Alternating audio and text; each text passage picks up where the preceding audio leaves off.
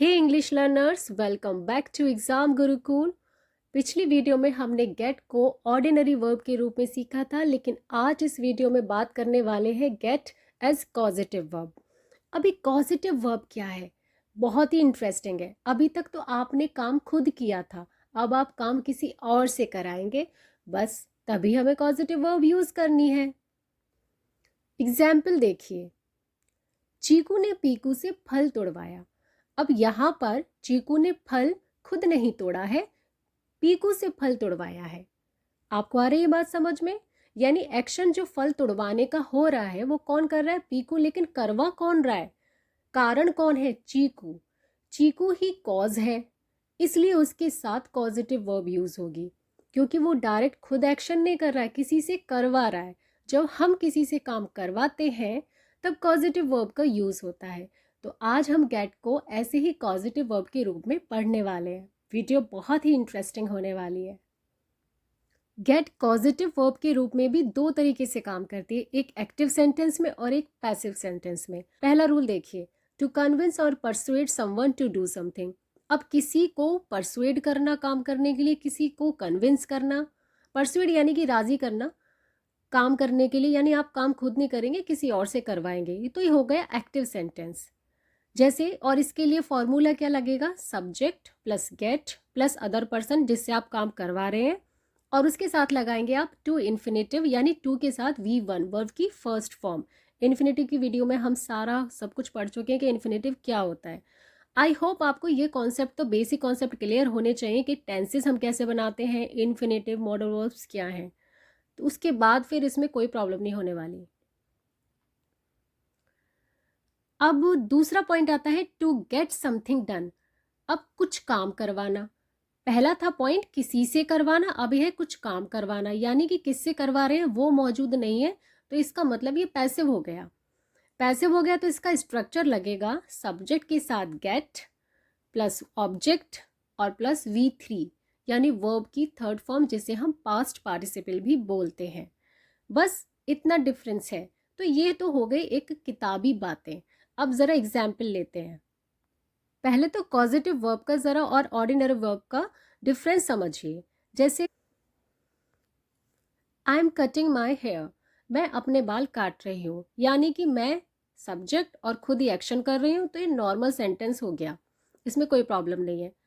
Ordinary verb use हुई है, ठीक है। अब दूसरा सेंटेंस देखिए कि I am getting my hair cut, मैं अपने बाल कटवा रहा हूँ। अब किसी और से बाल कटवाए जा रहे हैं, तो यहाँ पर इसीलिए गेट का यूज़ हुआ है एज कॉजेटिव वर्ब। कटवा तो मैं रहा हूँ, कॉज मैं हूँ, कर कोई और रहा है वो काम, इसलिए कॉजेटिव वर्ब आई है। आई होप आपको क्लियर होगा।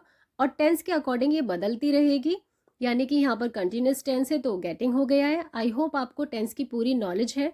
अगर कुछ डाउट है, बेसिक्स क्लियर नहीं है, तो आप टेंस की वीडियोस जाकर देख सकते हैं, प्लेलिस्ट में से चेक कर सकते हैं। जैसे कि मैंने अपनी पिछली वीडियो में भी बताया था कि गेट हमेशा इनफॉर्मल वे में ही यूज़ होता है। गेट इनफॉर्मल है, इसलिए सारे सेंटेंसेस वही आते हैं जो हम डेली लाइफ में अपनी बोलते हैं। चलिए अब देखते हैं कि गेट कॉजेटिव वर्ब में कब एक्टिव की तरह काम करता है, कब पैसिव की तरह। यानी कि अभी वो कन्फ्यूजन है ना आपको कि कब हम इन्फिनेटिव लगाएंगे और कब V3 लगाएंगे, तो प्रैक्टिस से वो सारी चीज़ें क्लियर हो जाएंगी। ये देखिए, अपने भाई से कपड़े धुलवाओ, get your brother to wash the clothes. अब यहाँ पर अपने भाई से कपड़े, हमारे जिससे काम करवाना है वो मौजूद है ना। अगर वो मौजूद है सेंटेंस में तो आप इन्फिनेटिव वाला यानी एक्टिव सेंटेंस बनाएंगे। क्लियर? अब दूसरा सेंटेंस देखिए, अपने कपड़े धुलवाओ, यानी अपने कपड़े धुलवाओ, किससे धुलवाओगे ये मेंशन नहीं है, तो अब इसको पैसिव में बना दीजिए, गेट योर क्लोथ्स वॉश्ड। अब दूसरा सेंटेंस देखिए, अपने भाई से कपड़े इस्त्री करवा लो। अब यहाँ पर अपने भाई से काम करवा रहे हैं आप, तो यानी कि हमारे पास वो पर्सन मौजूद है जिससे हम एक्शन करवाएंगे, तो एक्टिव की तरह बनाइए, get your brother to iron the clothes. अपने कपड़े इस्त्री करवा लो। अब इस सेंटेंस में आपके पास वो अदर पर्सन मौजूद नहीं है, हमें नहीं पता आप किससे काम करवा रहे हैं, ठीक। तो इसको आप पैसिव में बनाइए, गेट योर क्लोथ्स आयरन्ड। याद रहे, गेट का यूज हमें तभी करना है जब आप किसी को कन्विंस कर रहे हैं, परसुएट कर रहे हैं, या फिर किसी को पे कर रहे हैं वो काम करने के लिए। ठीक है, बस ये 3 पॉइंट ध्यान रखें। Moving to the next sentence, आपको टीचर से अपनी नोटबुक चेक करवानी चाहिए। You should get the teacher to check your notebook. चाहिए के लिए यहाँ पे मॉडल वर्ब आ गया है, you should get the teacher to check. किससे करवानी है? टीचर से करवानी है ना। और कॉज कौन है? आप हैं, तो आपके साथ ही कॉजेटिव वर्ब यूज होगी, और जिससे करवानी है उसके साथ आप टू वाला इन्फिनेटिव लगा देंगे। क्लियर है? ओके। दूसरा देखिए, अपनी नोटबुक चेक कराओ। अब यहाँ पर किससे करवानी है चेक? वो पर्सन नहीं दे रखा है तो पैसिव बना दीजिए, get your notebook checked. Verb की थर्ड फॉर्म आते ही पैसिव बन जाता है सेंटेंस। इसी को अब इंट्रोगेटिव बनाकर प्रैक्टिस करते हैं। क्या तुमने अपनी नोटबुक चेक करवाई? Did you get your notebook checked? तुम अपनी नोटबुक चेक क्यों नहीं करवाते हो? Why don't you get your notebook checked? चलिए और सेंटेंसेस देखिए। अपने जूते पॉलिश करवा लो। अब यहाँ पर पर्सन ने दे रखा कि किससे पॉलिश करवा लो, तो यानी कि पैसे बना दीजिए। Get your shoes polished, verb की थर्ड फॉर्म हमने रख दी। उसकी शर्ट सिलवा दो, गेट हिज शर्ट स्टिच्ड। यहाँ भी अदर पर्सन नहीं दे रखा कि किससे सिलवानी है। उसकी पैंट सिलवा दो, गेट हिज पैंट्स स्टिच्ड। उसके बाल कटवा दो, गेट हिज हेयर कट।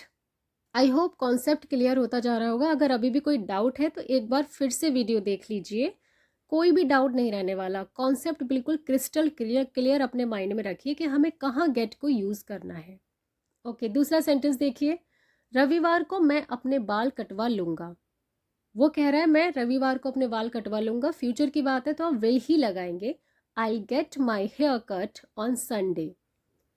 यहाँ पर I will का कॉन्ट्रैक्शन यानी I'll यूज हुआ है, इसको बोलते हैं I'll। अब कट की थर्ड फॉर्म भी कट ही होती है, कट कट कट। मैंने अपनी बेटी से खाना बनवाया क्योंकि मैं बहुत थकी हुई थी। I got my daughter to cook dinner because I was tired। यहाँ पर खाना किससे बनवाया? बेटी से, तो उस गॉट के बाद उस पर्सन को रख दिया। I got my daughter. क्या करवाया? To cook dinner. क्यों करवाया? Because I was tired. अब इसी सेंटेंस को दूसरे तरीके से बोलें तो मैंने खाना बनवा लिया है, यानी कि किससे बनवाया है ये मेंशन नहीं है तो पैसिव बना दीजिए। I've got the dinner cooked। अब यहाँ पर I have का कॉन्ट्रैक्शन है I've, इसको I've बोला जाता है। Moving to the next slide. अपनी दुकान का बीमा करवाओ, गेट योर शॉप इंश्योर्ड। क्या आपने अपना बीमा करवाया? Did you get your self insured? उसने अपनी फ़ोटो खिंचवाई। अब उसने फ़ोटो खुद नहीं खींची, किसी से खिंचवाई है, इसलिए कॉजेटिव वर्ब का यूज़ हम कर रहे हैं। लेकिन किससे खिंचवाई है, पर्सन का नाम नहीं दे रखा तो पैसिव की तरह ही बनेगा। He got himself snapped. Snap का मतलब ही होता है फ़ोटो खिंचवाना। उसने अपनी फ़ोटो नहीं खिंचवाई, नेगेटिव बनाओ। He didn't get himself snapped. Did not का कॉन्ट्रैक्शन है डिडंट। उसने अपनी फ़ोटो कहाँ खिंचवाई? Where did he get himself snapped? है ना कितना interesting word, get as causative word. अपनी आंखें चेक करवा लो, गेट योर आईज चेक्ड। मुझे अपनी आंखें चेक करवाने जाना है, I need to go to get my eyes checked. उससे कहो वह अपने कान साफ करवाए। उसे सुनाई कम देता है ना, सुनता नहीं है बात को। Tell him to get his ears cleaned. इन सेंटेंसेस को ध्यान से देखिए, सारे सेंटेंसेस पैसिव में ही बने हैं क्योंकि जिससे काम करवाना है वो मेंशन नहीं है। और सेंटेंसेस देखिए, बहुत ही इंटरेस्टिंग है। आप अपने बाल कलर मत करवाओ, don't get your hair coloured. Don't get your hair coloured. अब किससे करवाओ ये मेंशन नहीं है ना, तो इसे पैसिव ही बनाएंगे। आज नल ठीक करवा देना, आपका नल जो खराब हो गया है और आपने अपने घर में किसी से कहा कि भाई आज ये नल ठीक करवा देना। Get the tap repair today, नल ठीक करवा देना, किससे करवाना ये इसमें भी मेंशन नहीं है, तो ये भी पैसिव की तरह ही बना है। मैंने प्लम्बर से नल ठीक करवा लिया है, यानी मैंने काम खुद करवा लिया है। किससे करवाया? प्लम्बर से। यहाँ पे प्लम्बर मौजूद है, यानी जिससे काम करवाया है। I've got the plumber to repair the tap today. यहाँ भी I have का कॉन्ट्रैक्शन I've हो गया है। मैं अपने दांतों की जांच करवाने के लिए डेंटिस्ट के पास जा रहा हूँ। I'm going to the dentist to get my teeth checked. मैं कहाँ जा रहा हूँ? डेंटिस्ट के पास। वजह क्या है? दांत चेक करवाने। To get my teeth checked. जितने भी सेंटेंसेस मैंने इस वीडियो में डाले हैं, आप उस सेंटेंसेस को बोल बोल कर कई बार प्रैक्टिस कीजिए। अपना मोबाइल ठीक करवाओ, तो ये किससे करवाओ ये मेंशन नहीं है ना, तो एक्टिव तो नहीं बनेगा, इसे पैसिव बना दीजिए। गेट योर मोबाइल रिपेयर्ड, तुम्हें अपनी कार ठीक कराने की आवश्यकता है। You need to get your car repaired. Repaired की जगह हम फिक्स्ड भी यूज़ कर सकते हैं। कार ठीक कराने के लिए, कोई भी मशीन का पार्ट ठीक कराने के लिए हम फिक्स्ड भी यूज़ कर सकते हैं। दोनों ही सही है। वह हर रविवार को अपनी कार धुलवाता है। खुद धोता नहीं है, धुलवाता है। वो तो बस कॉज है, वो काम करवाता है, यानी वो रिस्पॉन्सिबल है उस काम को करवाने का, कारण है। He gets his car washed on every Sunday. मैंने अपनी कार पिछले महीने धुलवाई थी। I got my car washed last month. Tenses को ध्यान से देखते जाएं। जिस टेंस में बात हो रही है बस गेट को उसी टेंस में कन्वर्ट कर देना है। और सेंटेंसेस देखिए। मैं अपना नया घर पेंट करवा रहा हूँ। I am getting my house painted. मकान मालिक ने घर खाली करवा दिया। The landlord got the house vacated. सरकार इस साल चुनाव करवाएगी। The government will get the election done this year. That's all guys. Video आपको कैसी लगी? आपको कॉन्सेप्ट क्लियर हुआ या नहीं? आपकी कोई भी क्वेरी है आप कमेंट करके मुझसे पूछ सकते हैं। और that's all for today. Do like, share, comment and subscribe my channel. Don't forget to hit the bell icon. Because notifications आपको टाइम पर मिल जाने चाहिए ताकि आपकी एक सीखने की जो रिदम है वो टूटे ना। Keep learning, keep smiling and keep practising. We will meet you in our next turn. Till then, bye bye, take care and thanks for watching the video.